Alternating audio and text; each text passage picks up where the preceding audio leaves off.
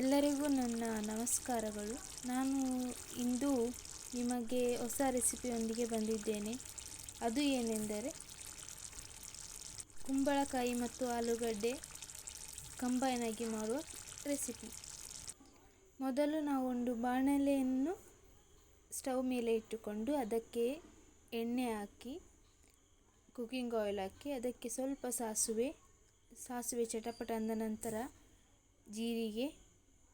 ಜೀರಿಗೆ ಸ್ವಲ್ಪ ಫ್ರೈ ಆದ ನಂತರ ಈರುಳ್ಳಿ ಹಾಕಿ, 2 ಈರುಳ್ಳಿಯನ್ನು ಚಿಕ್ಕ ಚಿಕ್ಕದಾಗಿ ಕಟ್ ಮಾಡಿಕೊಂಡು ಹಾಕಿ ಅದನ್ನು ಫ್ರೈ ಮಾಡಿ ಅದು ಬ್ರೌನ್ ಕಲರಿಗೆ ಬಂದ ನಂತರ ಮೆಣಸಿನಕಾಯಿಯನ್ನು ಉದ್ದುದ್ದಕ್ಕೆ ಚಿಕ್ಕದಾಗಿ ಹೆಚ್ಚಿಕೊಂಡು ಮತ್ತೆ ಟೊಮೆಟೊವನ್ನು ಹಾಕಿ ಮಿಕ್ಸ್ ಮಾಡಬೇಕು.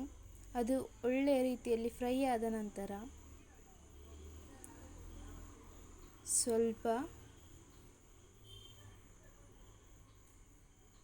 ಉಪ್ಪು, ಅರಿಶಿಣ ಮತ್ತು ಖಾರ ಮತ್ತು ಅಡುಗೆ ಸಾಂಬಾರ್ ಪೌಡರ್ ಎಲ್ಲವನ್ನು ಹಾಕಿ ಮತ್ತಷ್ಟು ಮಿಕ್ಸ್ ಮಾಡಬೇಕು ಅಂದರೆ ಫ್ರೈ ಆಗೋ ತನಕ. ಮತ್ತು ಇದು ನನ್ನ ಮೊದಲನೇ ಯೂಟ್ಯೂಬ್ ವಿಡಿಯೋ. ಏನಾದರೂ ತಪ್ಪಿದ್ದಲ್ಲಿ, ತಪ್ಪುಗಳು ಉಂಟು, ಆದರೂ ಸಹ ನೀವು ನನ್ನನ್ನು ಕ್ಷಮಿಸಿ. ಖಾರ, ಅರಿಶಿಣ, ಉಪ್ಪು ಇದೆಲ್ಲವನ್ನು ಹಾಕಿ ಸರಿಯಾಗಿ ಮಿಕ್ಸ್ ಮಾಡಿ ನಂತರ ಇದು ಸರಿಯಾಗಿ ಫ್ರೈ ಆದ ನಂತರ ಏನು ಮಾಡಬೇಕಂದ್ರೆ ಕೊನೆಯದಾಗಿ ಕುಂಬಳಕಾಯಿ ಸಿಪ್ಪೆಯನ್ನು ತೆಗೆದು ಮತ್ತು ಆಲೂಗಡ್ಡೆ ಸಿಪ್ಪೆಯನ್ನು ತೆಗೆದು ಕಟ್ ಮಾಡಿಕೊಂಡಿರುವಂತಹ ಮೀಡಿಯಮ್ ಸೈಜಲ್ಲಿ ಕಟ್ ಮಾಡಿಕೊಂಡಿರುವಂತಹ ಇದೆಲ್ಲವನ್ನು ಮೊದಲು ಒಗ್ಗರಣೆ ಫ್ರೈ ಆದ ನಂತರ ಅದನ್ನು ಹಾಕಿ ಮೇಲೆ ಕ್ಲೋಸ್ ಮಾಡಬೇಕು, ಮುಚ್ಚಬೇಕು ಮುಚ್ಚಳವನ್ನು. ನಂತರ ಮುಚ್ಚಳವನ್ನು ಮುಚ್ಚಿದ ನಂತರ ಒಂದು 10 ನಿಮಿಷ ಬಿಟ್ಟು ಸ್ಟವನ್ನು ಆಫ್ ಮಾಡಬೇಕು.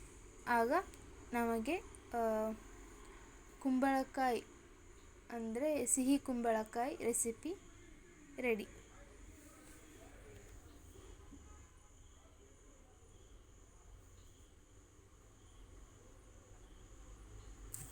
ನೀವೇ ನೋಡಬಹುದು, ಕುಂಬಳಕಾಯಿ ಮತ್ತು ಆಲೂಗಡ್ಡೆ ಎರಡನ್ನೂ ಒಟ್ಟಿಗೆ ಕಟ್ ಮಾಡಿ ಅದನ್ನು ನೀರಲ್ಲಿ ಹಾಕಿ ಇಡಬೇಕು, ಏಕೆಂದರೆ ಇದು ಕಲರ್ ಬದಲಾಗೋಗುತ್ತೆ ಹಾಗೆ.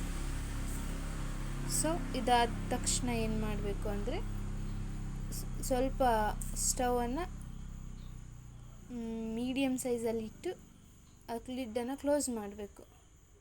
ಅದಾದ ನಂತರ 10 ನಿಮಿಷಗಳ ಕಾಲ ಬಿಟ್ಟು ಓಪನ್ ಮಾಡಿದಾಗ ಈಗ ನಂತರ ಸ್ವಲ್ಪ ಕೊತ್ತಂಬರಿ ಸೊಪ್ಪನ್ನು ಹಾಕಿ ಸ್ಟವ್ ಆಫ್ ಮಾಡಿ ಕುಂಬಳಕಾಯಿ ರೆಸಿಪಿ ರೆಡಿ.